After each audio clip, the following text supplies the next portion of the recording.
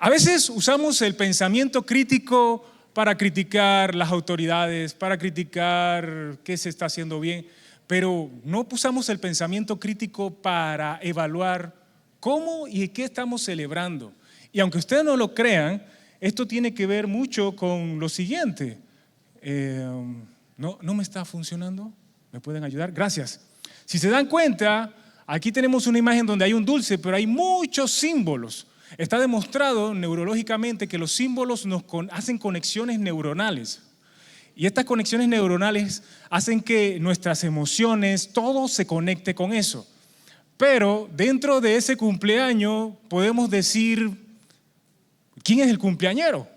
Y en muchas ocasiones no sabemos cuál es el centro del cumpleaños. Y esto sí tiene que ver con nuestra identidad. Porque nosotros como cristianos tenemos que evaluar qué estamos celebrando y cómo debemos celebrarlo. Ahora, me recuerdo mucho algo que hizo un profesor una ocasión de una historia, un cuento muy conocido, que todo el mundo lo sabe. ¿Quiénes saben la historia de la gallina y el águila? Levanten la mano, ¿quién se la sabe? ¿Quién no se la sabe? Casi todo el mundo se la sabe, y si no se la sabes, lo puede buscar, pero nada más quiero hablar, como no tengo mucho tiempo, quiero hablar de la parte final, en la cual el águila, hay muchas adaptaciones. El águila está en el gallinero y se comporta como gallina, y el águila mira hacia el cielo y ve un águila pasar. Y cuando ve el águila pasar, va corriendo donde la gallina y le dice, oye, ¿qué es eso? Y la gallina le dice, es un águila, es el rey de las aves, pero no mires hacia allá, tú y yo no tenemos nada que ver con eso. Entonces el águila bajó la cabeza y siguió siendo gallina. Pero el profesor hizo lo siguiente, ¿qué tal que el águila sepa que es águila, pero está agradecido con las gallinas?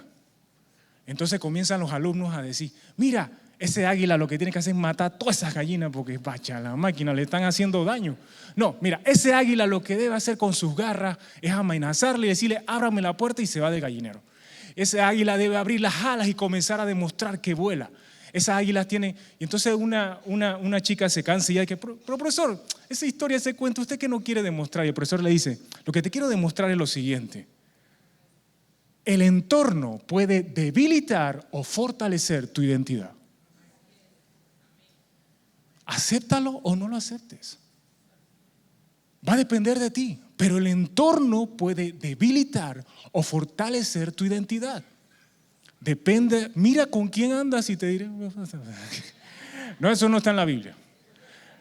¿Por qué lo dijeron? Pero ustedes lo saben, ¿eh? Pero el entorno puede afectar tu identidad. Creo que la pastora Iris me hizo una apertura con este tema de identidad cuando en el culto típico ya estuvo hablando de cómo mantener nuestra identidad. Y hoy como cristianos están pasando muchas cosas y quiero que vayamos a la palabra y no solamente yo con mis conversaciones pueda decir. Déjenme hacer una oración recordando que cada vez que me paro aquí, no importa si hable bien o hable más o menos, si no tengo el favor de Dios, no vale nada. Señor, te doy gracias en esta mañana, Padre. Yo te pido, Señor, que más que usarme, seas tu Espíritu Santo hablando. Uses tu palabra como siempre lo haces y nos lleves a toda verdad. Te pido que no solamente seamos oidores, sino que también podamos hacer tu palabra, podamos cumplirla, aunque en muchas ocasiones nos cuesta. Y te doy gracias por mis hermanos, que todavía estamos en un lugar donde podemos alabar, exaltar tu nombre y conocer más de ti. En el nombre de Jesús. Amén, amén, amén. Ok, vámonos a Lucas 2, del 1 al 12. Lucas 2, del 1 al 12. Nos vamos a la palabra y vamos a ahondar un poquito en lo que dice la palabra de Dios. Un pasaje que lo hemos leído muchas, pero muchas ocasiones. Vamos a detenernos en algunos momentos para hacer algunos análisis y en medio de eso quiero que vayas haciéndote alguna pregunta como tales. ¿Quién soy en verdad? ¿Quién soy? ¿Quién soy? Siempre hazte esta pregunta en medio de esto cuando vamos a ir conversando. Dice Lucas 2 del 1 al 12, leo versión Nueva Traducción Viviente. En esos días, Augusto, el emperador, de Roma decretó que se hiciera un censo en todo el Imperio Romano. Este fue el primer censo que se hizo cuando Cirineo era gobernador de Siria. Todos regresaron a los pueblos de su antepasado a fin de inscribirse para el censo. Como José era descendiente del rey David, tuvo que ir a Belén de Judea, el antiguo hogar de David. Viajó hacia allí desde la aldea de Nazaret de Galilea. Llevó consigo a María, su prometida, quien estaba embarazada. Mientras estaban allí, llegó el momento para que naciera el bebé. María dio a luz a su primer hijo varón. Lo envolvió en tiras de tela y lo acostó en un pesebre, porque no había alojamiento disponible para ellos. Nos detenemos aquí en este versículo y el primer punto que quiero que veamos es: Dios hace las cosas diferentes. Dile a la persona que tienes a tu lado: Dios hace las cosas diferentes. Dile a otra persona: Dios hace las cosas diferentes. El primer subpunto que quiero ver aquí en Dios hace las cosas diferentes es que veamos algo del censo en los tiempos del Imperio Romano. Era un requisito, algo pedido por la autoridad de turno. José debía regresar a sus orígenes. Era algo que todos debían hacer y era necesario. Este censo pudo haber sido solicitado para la autoridad del imperio para la búsqueda eficiente de cobro de impuestos, cualquier parecido con la distancia entre Nazaret y Belén. Unos dicen que es de 112 kilómetros en línea recta. Los que han ido a Tierra Santa tienen una idea mejor sobre esto.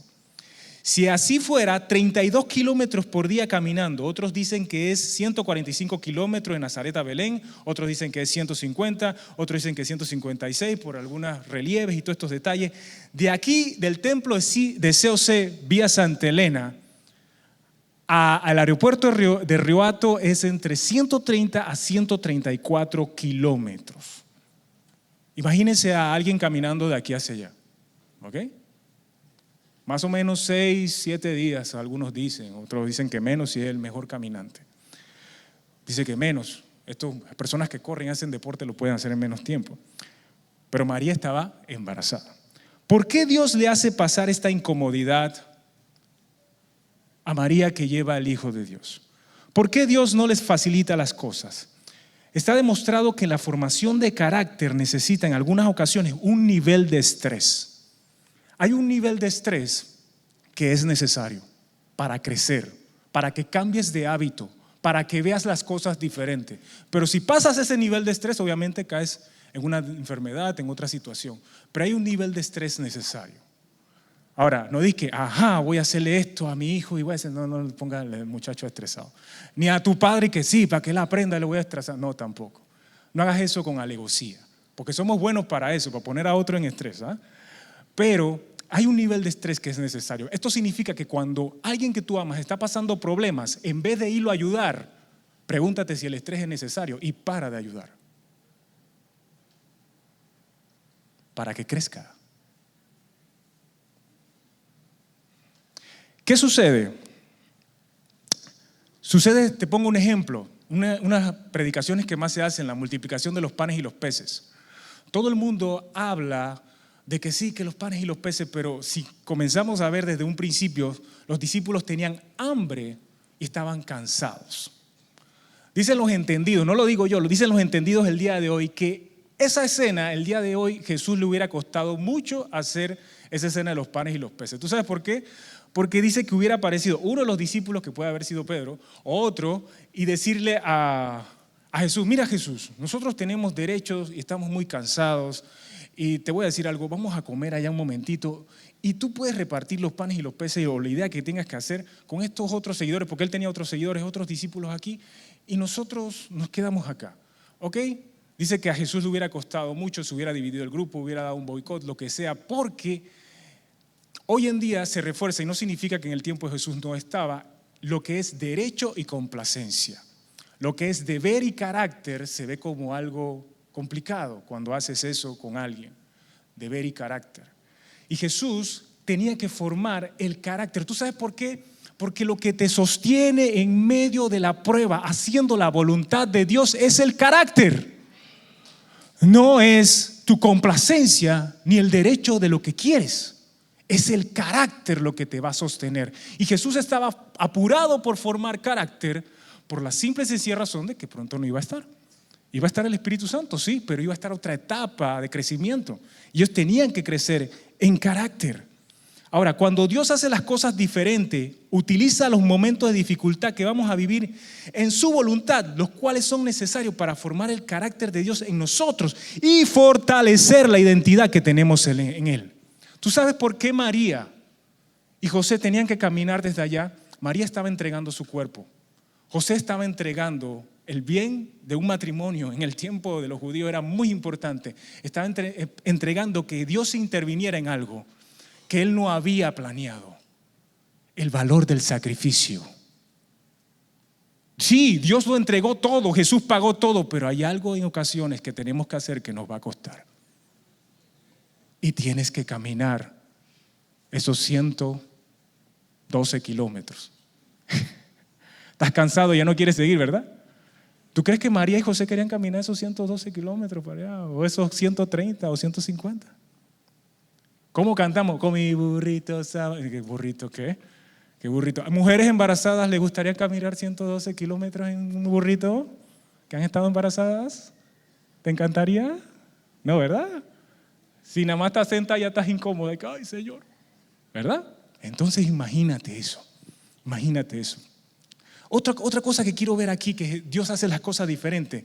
Jesús no estaba dentro de los planes de José y María, pero ya era parte de la familia. Es una ironía del destino, de la vida, que hoy personas pro aborto celebren Navidad y Jesús no era un niño deseado por José y María. No era algo planeado por ellos. Y la gente pro aborto celebra Navidad porque le gusta comer y le gusta pasar en familia. No estoy diciendo que no lo celebren, sino que es ironía, ¿no? Ellos hablan de una ideología y dicen que los bebés no planeados no hay que dejarlos nacer porque daña la vida. Si María no hubiera aceptado y mencionado, sí, quizás hoy no estaríamos aquí cantando Jesús en la Navidad. ¡Wow! ¡Qué mujer! ¿Eh? ¡Qué mujer! Cuando Dios hace las cosas diferentes, nos rendimos ante su voluntad, aunque cueste, y obedecemos. La voluntad de Dios crea un choque contracultural en nosotros y nuestro alrededor. No siempre, pero por lo general nos saca de la zona de confort. ¿Por qué Dios no le anunció a José primero? ¿Por qué trajo esta atención a esta nueva familia? ¿Por qué Jesús no apareció de pronto? Si era Dios, oye, apareció Jesús, ¡pam! Ya aquí está Jesús, el Mesías, ¡pam! Ya estoy aquí. ¿Por qué no lo hizo así? Los padres de María, ¿cómo se habrían sentido? Esos suegros, María, ¿cómo es eso que vino el ángel? ¿Es verdad? ¿Cómo es esa cosa? Cuidado que María no le dijo nada porque los suegros se hubieran asustado. No sé. Pero ustedes saben cómo son las mamás. Ellas saben, esta hija tiene algo raro. A pesar de que José y María y Jesús cumplieron con todos los requerimientos de la época, Dios el Padre estaba haciendo algo diferente. No eran una familia común. No era un hijo común.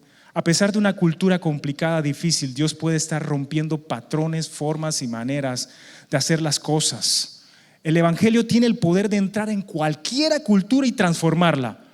Cuando el Evangelio deja de ser Evangelio en una cultura, se llama sincretismo. Cuando el Evangelio deja de ser Evangelio en una cultura, se llama sincretismo. José y María y Jesús fueron a parar posiblemente en la casa de un familiar, en una cueva o en un establo o en un pequeño tabernáculo. Los versículos 6 nos revelan algo increíble. El versículo 6 nos dice que ya estaban en Belén. ¿Dónde estaban? Si ya estaban en Belén, ¿dónde estaban? ¿En la calle tirados? ¿Dónde estaban? Si José era de esa área, tenía que haber un familiar. Las posibilidades de que José ya esté en algún lugar son grandes. Esa historia y esas canciones de posadas están bien, ok, pero no representan lo que verdaderamente está ocurriendo. Y Cuando el versículo 7 nos habla de alojamiento, una de las posturas dice que se refiere a un cuarto de visita. Esto quiere decir que se quedaron en la casa, pero el cuarto de visita estaba ocupado por algún otro familiar o conocido. Las casas de ese tiempo eran de un solo cuarto, donde dormían y comían las personas y los animales dormían atrás de la casa como en un desnivel.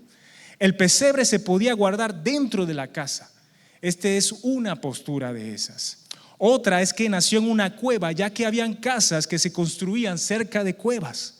Y otra postura nos habla sobre el establo, la cual se ha popularizado por el pesebre, el cual conecta con animales, aunque al conectar el nacimiento con la costumbre judía de la época, para el alumbramiento, muchos descartan el establo porque los judíos no se conectaban con animales, y menos en ese momento.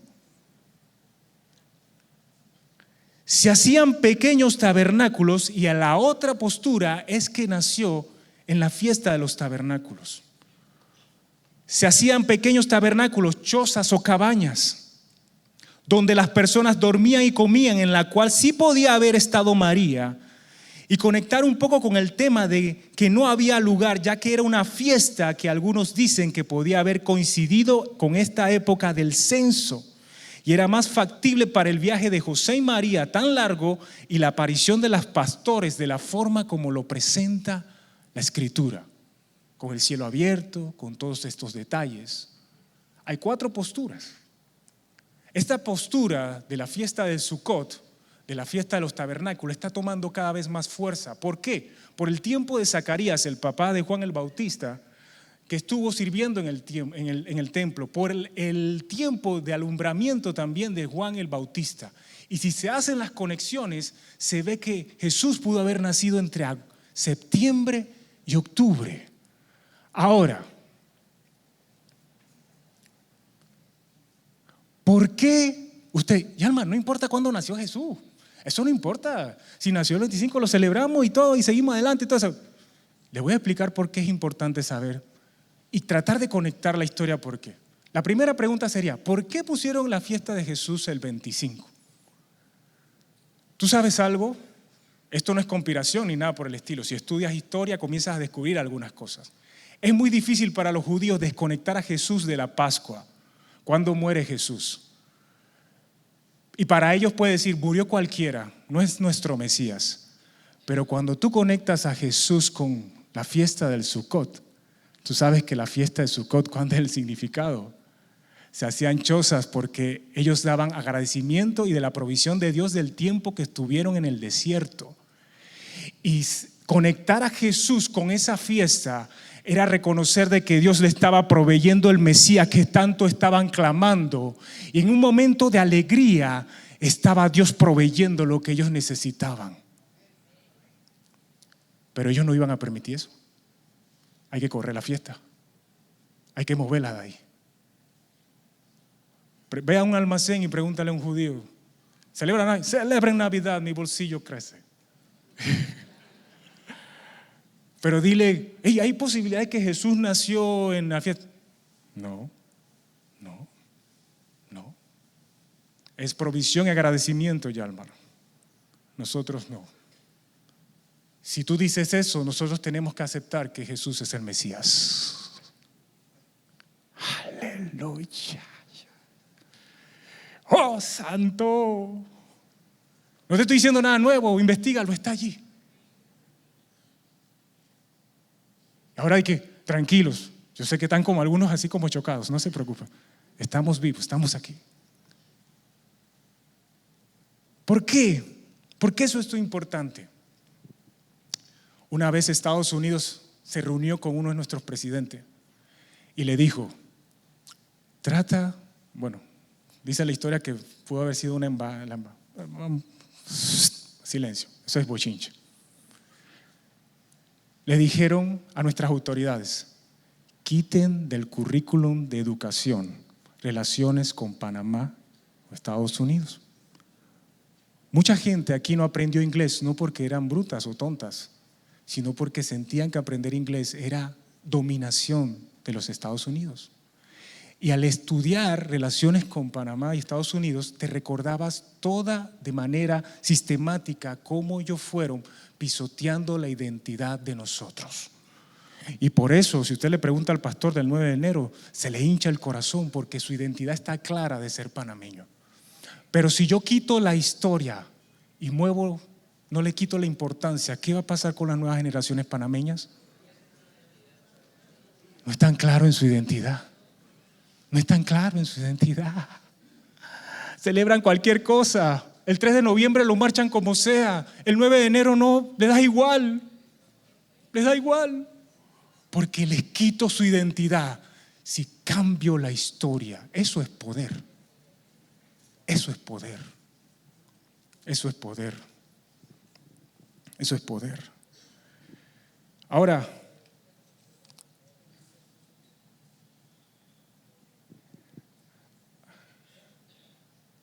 para el viaje de José y María y la aparición de los pastores, de la forma como la presenta la Escritura, es algo que conecta con esa fecha. Ahora, quiero que salga de aquí no diciendo, el pastor Yalmar dijo que Jesús, le estoy diciendo una postura.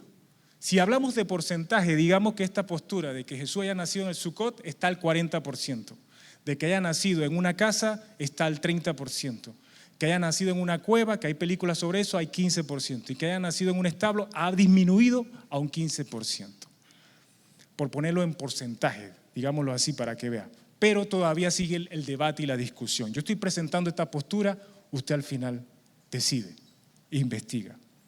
¿Y por qué quiero presentarle esto? Porque se lo acabo de demostrar. Si yo cambio la historia, yo puedo hacer que tu identidad se debilite. Yo puedo hacer que lo que tú entiendes de lo que debes festejar o celebrar se debilite y se vaya por otro lado. Ahora, veamos el versículo 8. Sigamos adelante. Dice así: esa noche había unos pastores en los campos cercanos que estaban cuidando sus rebaños de ovejas. De repente apareció entre ellos un ángel del Señor y el resplandor de la gloria del Señor los rodeó. Los pastores estaban aterrados, pero el ángel los tranquilizó. No tengan miedo, dijo. Les traigo buenas noticias que darán gran alegría a toda la gente. El Salvador, sí, el Mesías, el Señor, ha nacido hoy en Belén, en la ciudad de David, y lo reconocerán por la siguiente señal: encontrarán un niño envuelto en tiras de tela acostado en un pesebre. Dicen algunos que cuando aparece la palabra pesebre, en el griego se puso la palabra suká y que tenía que ser Sukkot y que no hubo una interpretación. Algunos dicen, hay una tensión ahí que dicen que sí, que no, que tenía que haber sido tabernáculo. Y lo conectan mucho en Juan cuando habla de que el verbo habitó y todo esto. Le doy ese dato porque dicen, pero ahí en la Biblia dice pesebre. Bueno, hay un detalle sobre esto de la traducción en esta parte. Cuando obedecemos, y quiero que veamos este segundo punto, cuando obedecemos, vamos a donde está Jesús. Y el primer punto que quiero que veamos de esto es: Dios elige a personas sencillas. Las personas más sencillas del pueblo podía haber elegido alguna autoridad. ¿Por qué Dios no eligió alguna autoridad? Imagínate a José y María allí con el bebé y entran unos pastores. No sé qué persona sencilla sería hoy en la comunidad, en nuestra sociedad, pero entraría y tú estás esperando que llegue el presidente de la República, que llegue alguien importante. Y no llegó nadie importante. ¿Por qué Dios elige a los pastores? ¿Se conecta esto con la labor que iba a realizar Jesús con su pueblo? Cuando José y María entran a los pastores, ¿qué habrán pensado? ¿De dónde salieron esto? Si el Hijo de Dios, ¿por qué no vino alguien importante? Sin embargo, había una conexión sobrenatural que tanto José y María lo sabían y los pastores también. Quien los llevó allí no fue ni uno ni el otro. El que hizo la invitación fue Dios. Y cuando Dios te invita a una fiesta, aunque tú te sientas que no eres capaz, que no tienes lo necesario para eso, déjame decirte, tú tienes que estar allí, porque Dios te quiere hacer parte de eso. Entonces, si alguno de ustedes está aquí y dice, yo no soy capaz de esto, Dios me está llevando a hacer otras cosas, Dios elige a personas sencillas para hacer cosas extraordinarias. Dios elige a personas como tú, con tantas debilidades y defectos, para mostrar su gracia y su poder en ti. Si lo hizo con los pastores, ¿por qué no lo puede hacer contigo? Hoy cuando hablan de pastores, hablan de personas como yo que se paran aquí con saco. Yo soy una persona igual que usted. No tengo más nada especial que usted. Simplemente he sido obediente y mire a dónde Dios me ha llevado. Si usted es obediente, ¿a dónde Dios lo llevará? ¿A dónde Dios lo hará con usted? ¿Qué Dios le mostrará para que multiplique eso a otras personas? Y eso es lo que debemos ver en este pasaje. Otra cosa importante, Dios hará portadores de un mensaje y partícipe de su voluntad. Cuando Él llama a estos pastores, Él llama a personas que verdaderamente le está entregando algo para que eso se multiplique. Eso se multiplique. Dios ha depositado en tu vida algo para que lo tuyo se multiplique. Si tú sales de este templo, si tú sales preñado con algún sueño, con alguna promesa que Dios pone en tu vida, algo tiene que comenzar a ocurrir en tu vida y en tu alrededor. Si te das cuenta y seguimos leyendo, lo que comienza a pasar en la vida de los pastores es algo extraordinario. Dios no necesita de estos pastores, pero a pesar de ser gente sencilla y frágiles, eran vasijas perfectas para depositar un mensaje tan valioso que retumbara su interior y lo hiciera pensar por días. Cuando Dios hace partícipe a los pastores de su voluntad, le estás diciendo: eres perfecto y perfecta para mí. Eres perfecto y perfecta para mí. Si hoy te viste al espejo y viste alguna cosa, un defecto o alguna cosa de la edad que ya está pasando, ocurriendo, no te descalifiques, porque Dios no lo ha hecho. No te descalifiques. No te descalifiques si fallaste esta semana. No te descalifiques si Dios no lo ha hecho. ¿Por qué te estás descalificando? ¿Por qué te estás bajando de la carrera? ¿Por qué estás diciendo yo no soy? Eres perfecto para mí. Eres perfecto para mí. Dios se identifica con la necesidad de su pueblo. El simbolismo que representa que alguien tan importante y esperado haya nacido en un lugar tan común hace que cuando la historia sea contada no haya barrera entre Él y nuestra situación. Porque es un Dios que quiere presentarse ante su pueblo diciendo: te entiendo, sé lo que sientes. Estuve en la barriga de María, encima de un burrito. Sé que se siente estar allá adentro. Sé que se siente ser una persona sencilla. Sé que se siente trabajar. Sé que se siente echar para adelante. Sé que se siente a veces tener tensiones con tus padres. Sé que se siente cuando en ocasiones gente te falla y te traiciona. Sé que se siente cuando tienes el deseo de hacer la voluntad del Padre y mucha gente se opone. Sé que se siente cada vez que caes y en ocasiones sientes que no tienes fuerza, pero de lo alto viene Dios y te da la fuerza para seguir adelante. Sé que se siente, pueblo. Por eso te amo.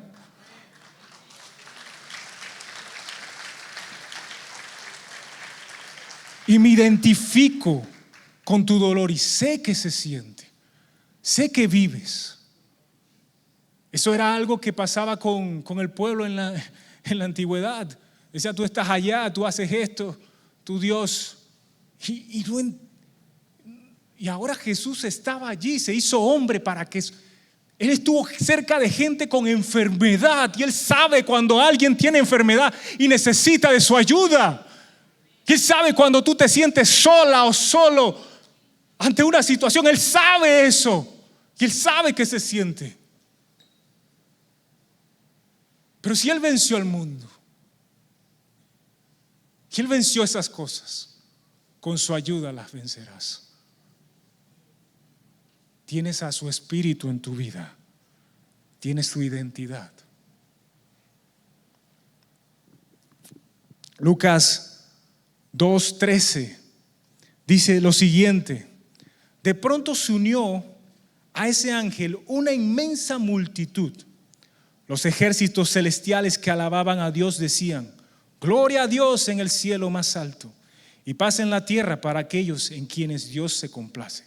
Cuando los ángeles regresaron al cielo, los pastores se dijeron unos a otros: vayamos a Belén, veamos esto que ha sucedido y que el Señor nos anunció. Fueron deprisa a la aldea y encontraron a María y a José. Y allí estaba el niño acostado en el pesebre. Después de verlo, los pastores contaron a todos los que había sucedido y lo que el ángel les había dicho acerca del niño. Todos los que escucharon el relato de los pastores quedaron asombrados. Pero María guardaba todas estas cosas en el corazón y pensaban en ellas con frecuencia. Los pastores regresaron a sus rebaños glorificando y alabando a Dios por lo que habían visto y oído. Todo sucedió tal como el ángel les había dicho. El tercer punto, y yo voy terminando, dice así: el beneficio de Dios, hacerte partícipe de su gloria, es para que se lo compartas a otros. Dentro de este punto tengo algunos énfasis, como cuáles. En la primera Navidad se identifica por qué es un momento de alabanzas y de dar glorias a Dios. Me hago la pregunta: ¿por qué los ángeles alabaron a Dios delante de los pastores y no lo hicieron en el lugar donde estaba Jesús? Tú sabes que en el nacimiento ponemos al ángel por acá, por donde estaba Jesús, pero la historia no es así. La historia es que fue delante de los pastores. ¿Por qué los ángeles hicieron eso? Venid fieles todos. ¿Por qué lo hicieron delante de él y no lo hicieron delante de Jesús? No es que no lo estaban haciendo delante de Jesús, pero lo hicieron delante de los pastores. ¿Tú sabes por qué? Aunque los pastores estaban asustados, enseñándole a los pastores, es un tiempo de dar gloria y alabanza a Dios. Si alguien me dice algo, ¿qué debe pasar en una Navidad?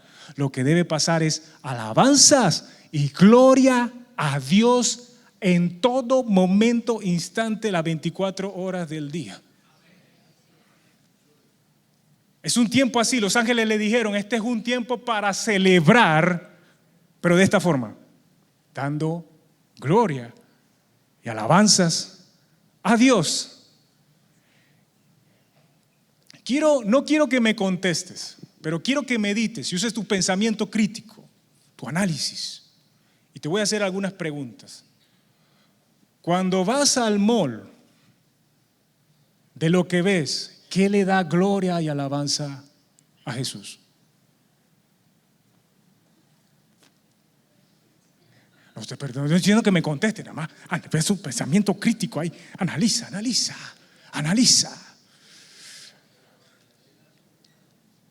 ¿Cómo decoraste tu casa? ¿Da alabanzas y gloria a Dios, a Jesús? Piensa. Hay unos que se están riendo, otros que agacharon la cabeza así. Tranquilo, Dios te ama. Tranquilo, hermano. Piensa, usa tu pensamiento crítico. Medita. Las canciones que escuchas dan alabanzas y gloria a Jesús. Es la fiesta de Jesús, ¿no?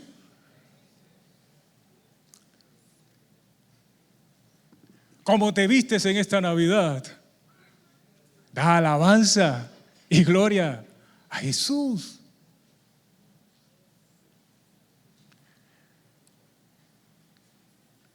Piensa nada más.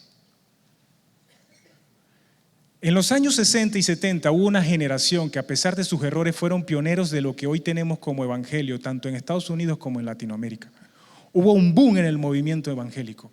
Algunos entendidos expresan que los que gobiernan la sociedad dejaron que los evangélicos estuvieran en radio, en televisión, que hicieran sus campañas, pero la forma de dominar a esta generación fuerte de evangélicos era por medio de sus hijos.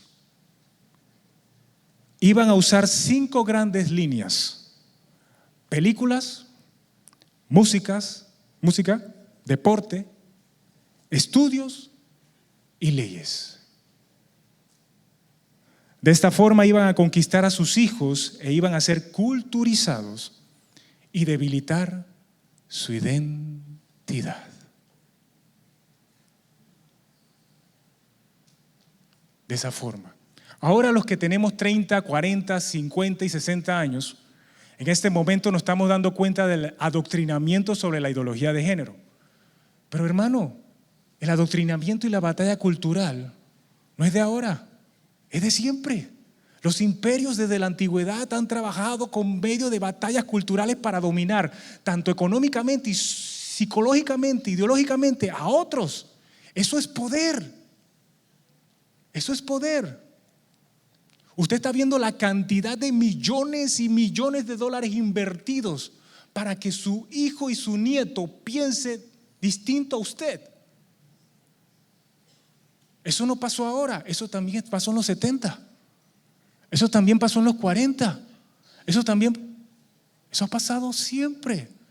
Y en la antigüedad, en la Biblia, la batalla cultural se daba cada vez que Dios le decía a su pueblo: no quiero que estés aquí, no porque eres el mejor, sino porque eres tan frágil, vas a adaptarte a ciertas cosas y vas a perder tu relación conmigo. La batalla cultural es tan fuerte que usted está sentado y no se da cuenta y comienza a pensar como quiere que la sociedad piense.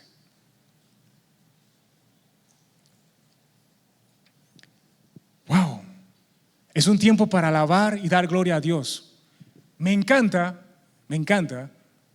ir al desfile de Navidad. Tengo rato de no ir. Si usted va, vaya, no estoy diciendo que no vaya, pero cada cosa que vea, fíjese, que da gloria y alabanzas a Jesús. Es la fiesta de Jesús, ¿no? Y usted se va a dar cuenta de algo. ¿Ok? La economía, los intereses van a usar algunas cosas que nos gustan o nos parece, pero poco a poco van a ir, y eso afecta de alguna forma u otra nuestra identidad. Ser obediente a lo que Dios te anuncia. Los pastores fueron a comprobar lo que Dios estaba haciendo, al darse cuenta de que era cierto lo del niño en un pesebre. Los ángeles y la alabanza de los ángeles tenían coherencia con lo que habían visto los pastores. Si creemos en lo que Dios nos ha dicho, veremos a Jesús en nuestra vida, veremos a Jesús en nuestra familia, veremos a Jesús en nuestras acciones, veremos a Jesús en nuestras circunstancias más difíciles. No sabemos el estado de los pastores, solo sabemos que fueron a ver a Jesús. Ellos no vieron todo lo que iba a hacer Jesús, pero sí vieron el comienzo de lo que Dios estaba haciendo en su pueblo. Es un tiempo de compartir las buenas nuevas. Lo que vieron y experimentaron obedeciendo a Dios y viendo a Jesús lo contaron a otros. No tenían idea de qué estaba pasando. En la verdadera Navidad debe ser un tiempo de evangelización. ¿Cuándo fue la última vez que usted le compartió a Jesús a una persona que no conocía a Jesús en Navidad? Tan siquiera compartiéndole un tamal, ¿no? Usted le comparte el tamal y le habla de eso. ¿Cuándo fue la última vez que hizo eso? Si usted se da cuenta,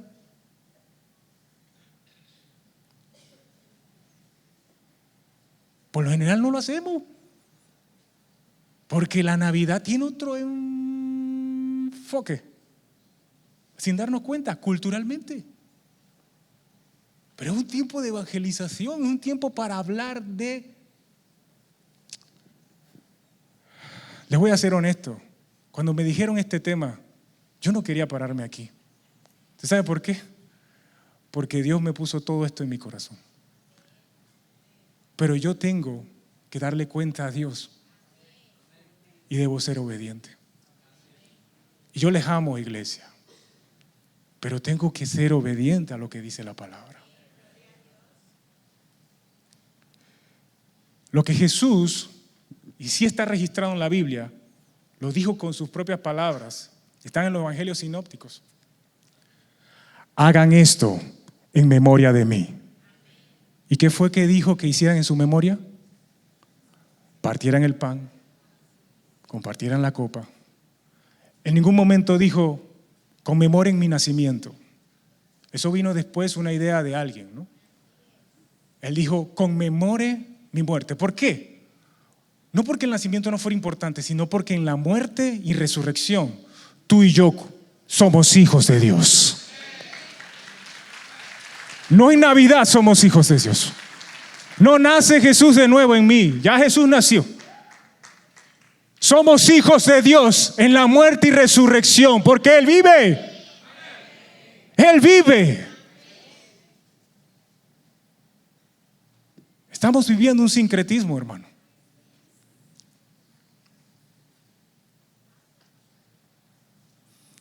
Quiero decir algo diferente, pero el Espíritu no me lo va a permitir. Y si alguien me agarra rabia después de esto, lo acepto. Después va a decir, pastor, no predique más. Está bien, no importa. Hice lo que pude. Dios se va a alegrar si hoy te graduaste, lograste algo, y Dios también va a estar en tu dolor. Termino con esto. pero quiero leer las conclusiones. Por favor, multimedia, que no me está funcionando esto. Nuestro entorno puede debilitar nuestra identidad si nos dejamos llevar por él.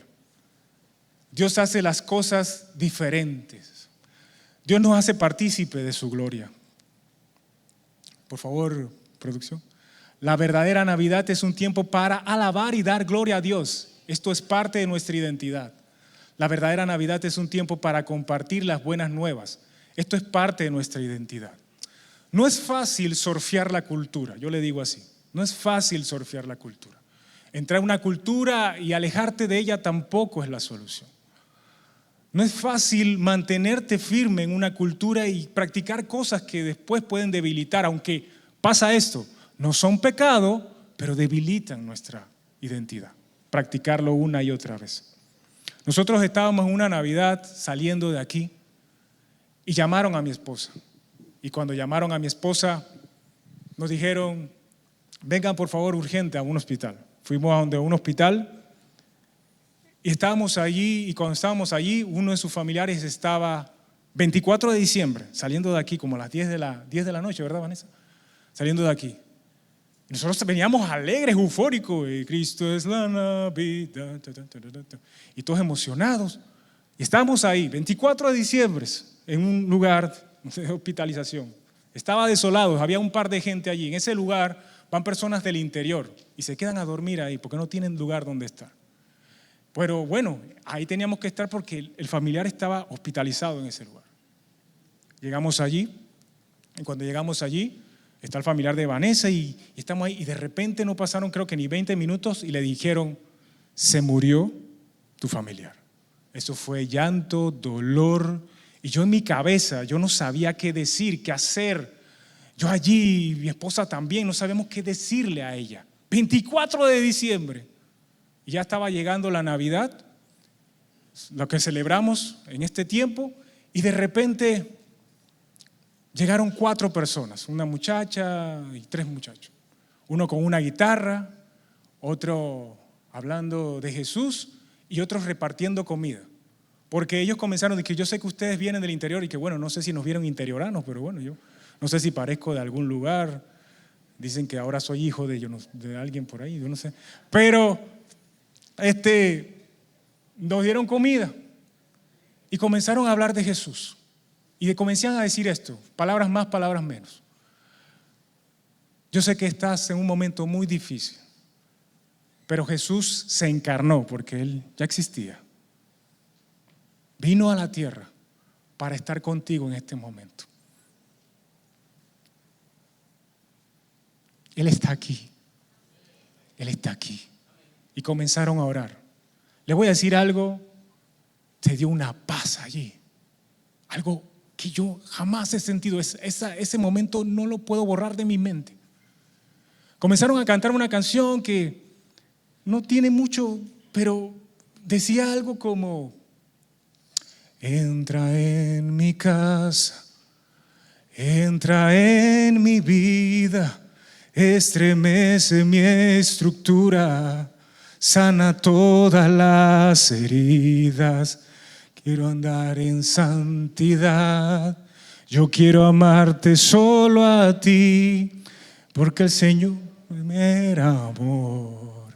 Haz un milagro en mí, entra en mi casa, entra en mi vida, estremece mi estructura, sana todas las heridas. Quiero andar en santidad, yo quiero amarte solo a ti, porque encontré mi primer amor. Haz un milagro en mí. Y cuando cantaron eso, yo sentí una alegría rara. Estábamos llorando, pero estábamos con alegría en el corazón. Yo no sé si usted ha sentido esa experiencia. Alguien se acaba de ir, pero teníamos como, no es que estoy contento que se fue.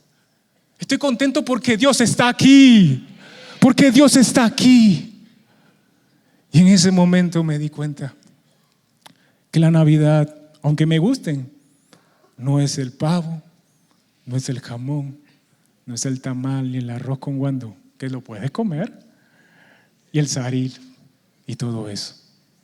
Es Jesús en toda situación de tu vida y en la mía. En el nombre de Jesús. Cierra tus ojos un momento. Cierra tus ojos un momento. Cierra tus ojos un momento. Quiero la iglesia orando. Quiero que hables con Jesús en este instante. Yo no te voy a decir qué hacer. Es muy difícil en ocasiones identificar al Jesús que quiere tener una relación contigo entre tantos sobresaltos y tantos simbolismos. Pero tú quieres que te diga algo. Aún así el Espíritu Santo habla a tu vida y Él quiere conectarse en esta Navidad contigo. Ok, si es la fecha o no es la fecha, Jesús a tiempo y fuera de tiempo quiere tener una relación contigo. Lo que Él quiere que recuerdes es que Él murió y resucitó, y que Él vino para darte vida, y vida en abundancia. Tengas la mesa con comida o no la tengas, porque la abundancia que Jesús te trae es una abundancia que nace en tu corazón como ríos de agua viva, y que la tristeza que hoy tienes por las pruebas que estés viviendo es pasajera, y la alegría que hoy tienes por algún logro también es pasajera, porque el gozo del Señor es tu fortaleza. Y en esta Navidad no te preocupes por lo que no tienes, no te preocupes por lo que no alcanzaste. Preocúpate si tu relación con el que te ama, con el que vela por ti, con el que no duerme, todavía se mantiene allí contigo.